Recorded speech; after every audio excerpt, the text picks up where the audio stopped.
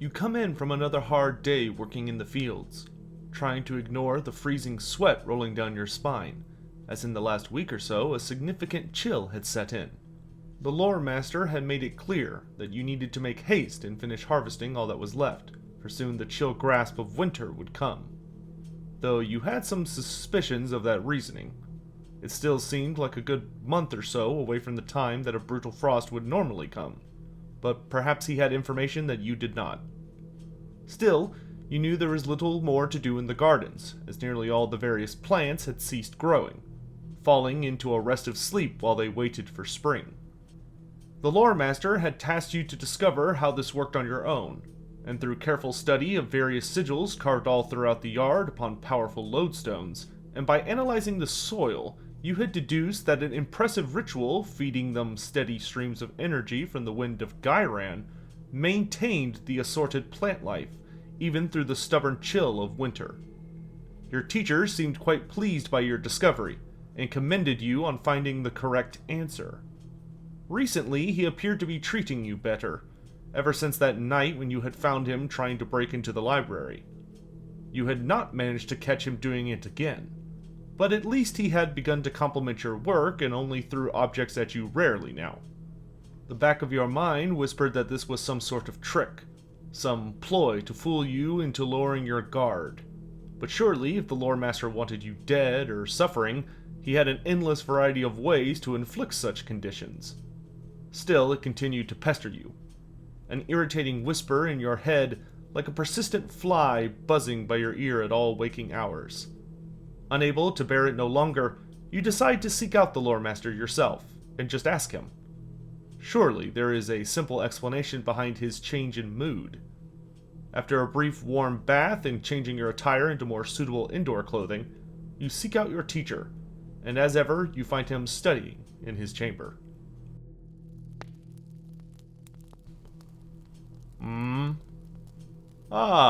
Greetings, my young lore-seeker.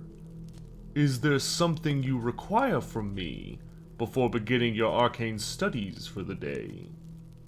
I had thought I explained to you that I have no need to oversee your studies for now.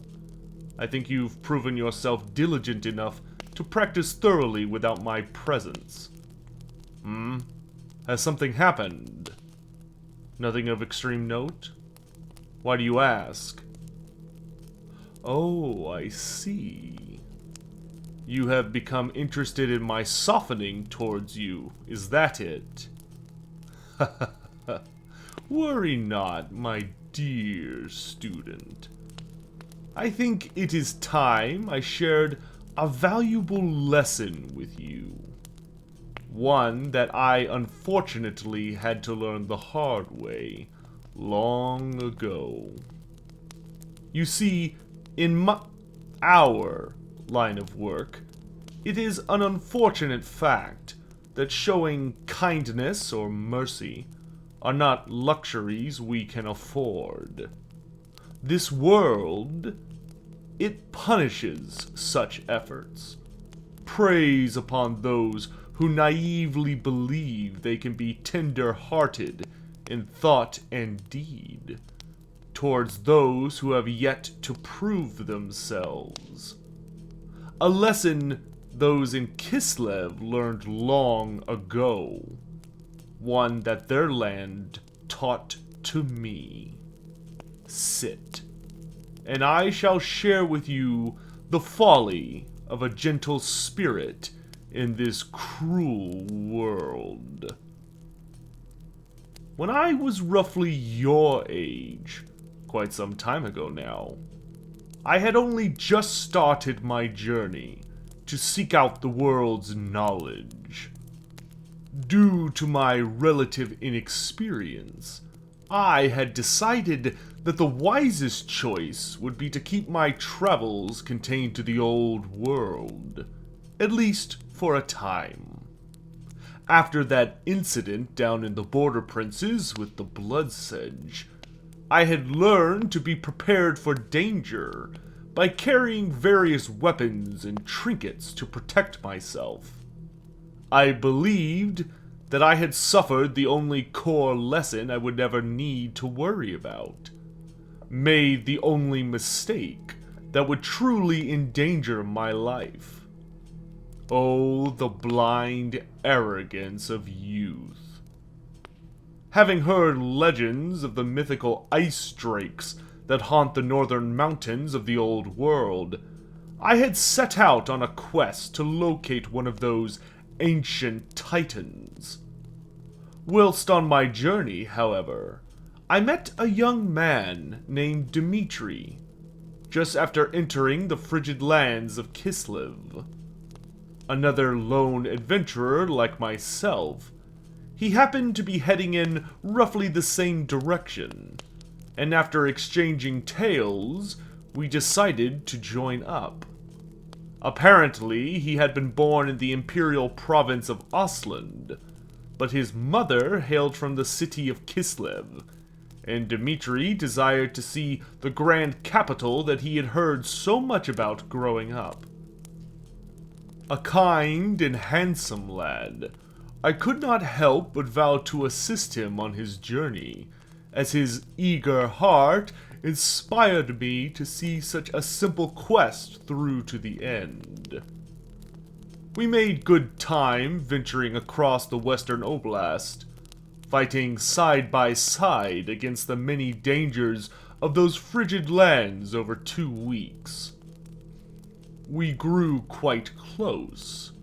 During the night, Dmitri and I would always stop to set up camp, swapping stories of our short lives and indulging in the comforts of companionship until sleep overcame us. Those were simpler times, and I found myself deeply enjoying the fruits of friendship. However, this world has no place for such bonds, as I soon learned. While crossing the border to the southern oblast, with our destination less than a week away, we stopped to camp within a small forest containing these delightful babbling brooks. As dusk faded into night, and our campfire roared in defiance of the brisk winter's eve, we were interrupted in some argument about the merits of vodka by a voice. Pausing in our conversation to listen, Dmitri and I realized that someone nearby was crying out for help. I hesitated for a moment, but Dmitri chastised my reluctance to aid those in need, and demanded we help. Looking into his eyes, I could see that steely determination there amid those rich amber pools, and my protest died in my throat. I nodded, and we ran into the dark with torches, seeking out the stranger who begged for assistance. We split up only a bit to cover more ground, plowing through the snow, though careful to stay in sight of one another's light. I found her first. The desperate old woman, hunched over in the bitter cold, in torn rags. I could not see the stranger's face under her deep hood, but her skin was deathly white, and I feared that we had discovered her too late. Calling out to Dmitri that I had found the old woman, I placed my burning torch next to her in hopes of driving back some of the chill. Just as I reached into my pockets in search of some talisman to sustain the lost Kislevite until we warmed her up, she asked me to help her up, and reached out one of her pale arms. I caught her hand, but the instant her flesh touched mine, a deep chill tore through my entire body. Shocked by the freezing touch, I attempted to yank backwards, but her hand clutched on tight, and she used my momentum to launch at me. Another hand seizing my face, I sputtered out in alarm as the dying woman let out a soft cackle and looked up at me. Terror filled my mind as I saw she had no eyes, only empty sockets that stared into my soul. Her touch continued to sap my strength, draining every mote of energy from my body in seconds, until I collapsed onto the hard permafrost at my feet. This woman was not dying. No, she had died some time ago. What stood above me with a hungry rictus grin was an eyeless one of the nightmarish undead that can only be found in the cold lands of Kislev. I will never forget the fear I felt as the undead horror stooped over me and reached for my flesh once more. But before she could feed on my life essence again, one of my talismans flared to life, and a protective barrier surrounded me. The eyeless one, unable to reach through the magical shield, hissed in frustration as it tried to understand the sudden obstruction. Relief flooded through my paralyzed body, as I could not so much as lift a finger. But then Dmitri came running to us. The eyeless one immediately shifted tactics, kneeling beside me and weeping openly. She turned slightly towards my companion, careful to hide her empty eye sockets, and cried out that I had fallen and struck my head against a rock. I will never forget the concern I saw in his warm eyes as he rushed over to me, my heart welling up with horror and something else. I tried to warn him, desperately trying to scream for him to run or fight, but no words escaped my drained form. The only message I could send being the tears of frustration that spilt down my cheeks. Dmitri. Such a kind and tender-hearted man.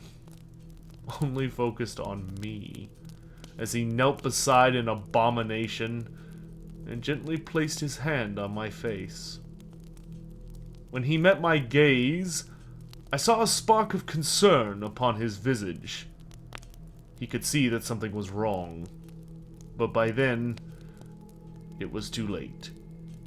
The eyeless one lunged, seizing Dmitri in her freezing grip and roaring with laughter as he screamed in alarm. I could only watch as they wrestled through the snow, the undead monster's black nails cutting his skin as they fought, and his blood beginning to stain the white earth. Dmitri bucked, and even managed to draw his weapon in the confusion, slashing and stabbing at the horror straddling him. But this creature did not bleed, and shrugged off blows that would have easily slain any man. He grew weaker with each passing second that the eyeless one managed to touch his flesh, until she finally gained enough of an upper hand to grab his head and slam it against the ground. Stunned by the impact, Dmitri could only gasp, as pale, freezing fingers wrapped around his neck.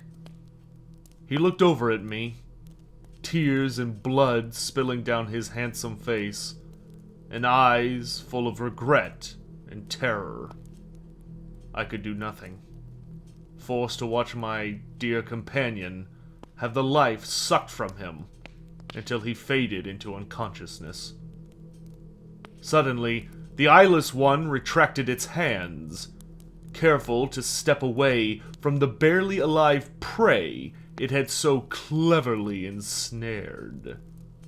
I blinked in confusion, for surely the creature intended to kill us, to drain away all the warmth of our bodies, until nothing but a cold husk remained, as the ethereal specters of the undead are so fond of doing.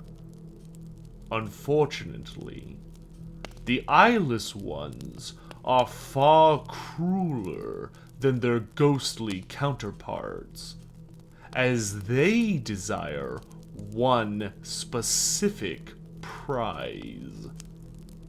The animated corpse walked around Dimitri, before kneeling beside his head, gently running both of her hands across his paling face, before hovering each of them above his eyes.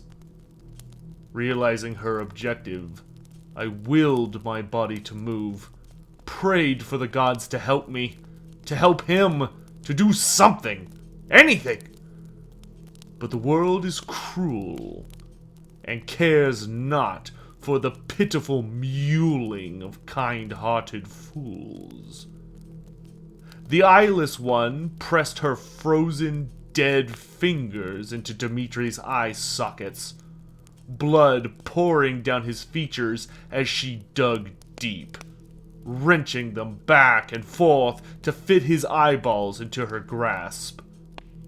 I wept openly at the macabre display, unable to even cover my ears to block out the wet squelching from the undead monster's efforts.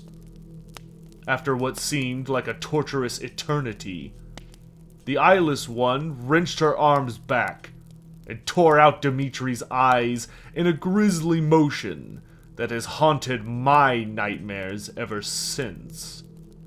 Delighting in her prize, the old woman stumbled to her feet and began to walk away into the frigid darkness. The horror was eyeless no longer. I laid on the cold earth for the rest of that night, stinging pain from the ice crystals formed by my tear streaks keeping me awake, despite my exhaustion. I watched Dimitri all that time.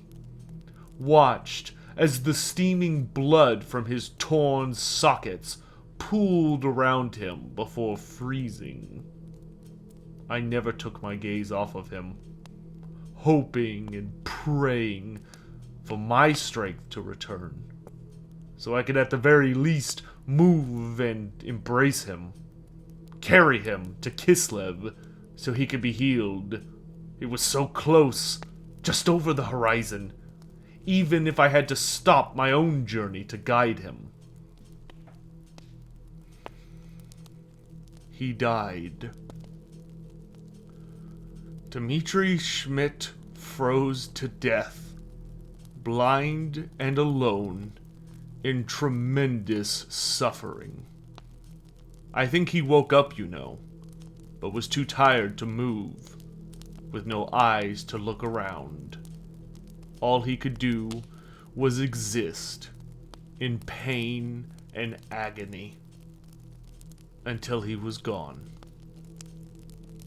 He bore a gentle heart, and he paid dearly for his kindness, as did I. As for the eyeless ones, they are the undead of Kislev, for in that land, the frozen earth is too hard to dig graves in, and wood is far too precious to burn corpses with. So, the ever-pragmatic Kislevites drag their loved ones deep into the wilds, and leave them for nature when their time comes. But the dead do not rest easy in most lands, especially so close to the warping power of the North. And so, as a precaution, the living cut out the eyes of the dead. Thus, if they should wake and seek to return to their villages, they will not be able to see where they are going, and will wander aimlessly. bearing no memories from when they were alive, these blind abominations are possessed in undeath by a deep hunger for the warmth of life and a cruel intellect. They hunt by disguising their disfigurement, preying upon travelers by begging for aid and then assaulting the kind-hearted fools who answer their cries.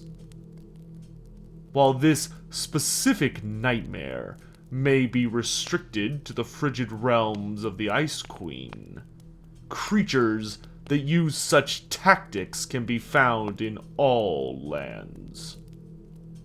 Kindness is a weakness, a vulnerability that will always be exploited by the clever and the cruel.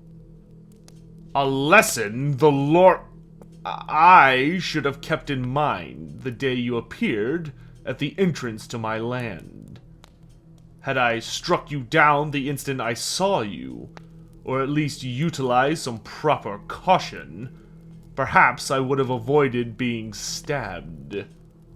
And had you not been so trusting of that strange merchant, perhaps your family and friends would still be alive, and you at home right now.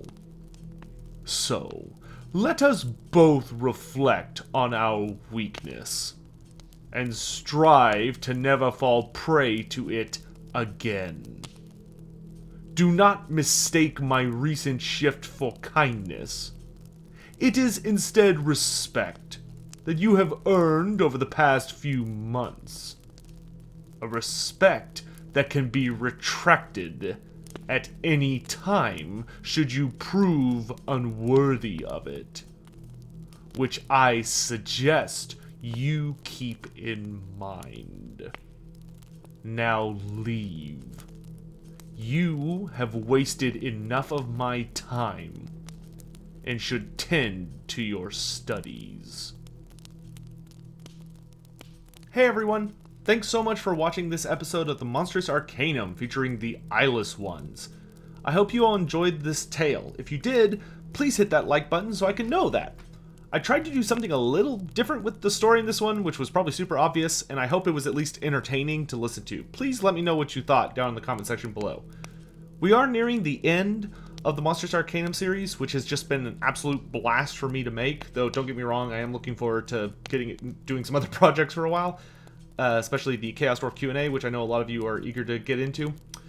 This story will wrap up quite soon, as tomorrow, October 30th, the true identity of the Loremaster will be revealed, of course leading up to the grand finale of the series on Halloween. I will note there is going to be at least one more episode between this one and the Loremaster reveal, as the Eyeless ones were not really intended for this slot. They were sort of a personal favorite that I felt I could tell a cool story for, and just kind of wanted to throw in there. So, if you want to make sure you don't miss the remaining episodes, please be sure to subscribe if you haven't already, and hit that notification bell. That way you won't miss it. Real quick, I would like to thank all of my patrons for their continued support.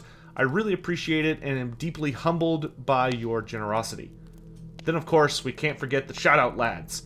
I want to thank CJ Ubusta, Wendell Short Eyes, Scion of the Emperor, Eric, Jeffrey Ramers, Charles Bode, and Higgins the Seagull. I hope you all have a lovely day.